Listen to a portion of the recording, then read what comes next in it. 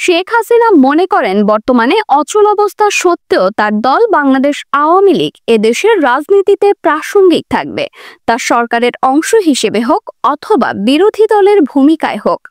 শেখ হাসিনা রয়টার্সকে বলেন, এটা আসলে কোনোভাবেই শুধু আমার বা আমার পরিবারের ব্যাপার নয়। আমরা সবাই বাংলাদেশের যে ভবিষ্যৎ আশা করি তা অর্জন করতে চাইলে দেশে অবশ্যই সংবিধানের শাসন এবং স্থিতিশীলতা ফিরতে হবে। কোনো একক ব্যক্তি বা পরিবার এদেশের ভবিষ্যৎ নির্ধারণ করতে পারে না। শেখ হাসিনা আরও বলেন, আমি অবশ্যই দেশে ফিরতে পারলে খুশি হব, তবে সেজন্য দেশে বৈধ সরকার লাগবে, সংবিধান পুনঃপ্রতিষ্ঠিত হতে হবে এবং আইন শৃঙ্খলা পরিস্থিতি স্বাভাবিক হতে হবে।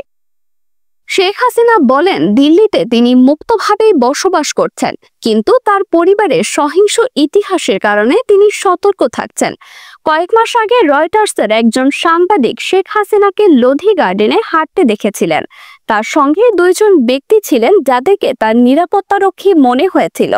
তার পাশ দিয়ে যাওয়ার সময় যারা তাকে চিনতে পেরেছিলেন তাদের প্রতি মাথা নেড়ে সাড়া দিচ্ছিলেন।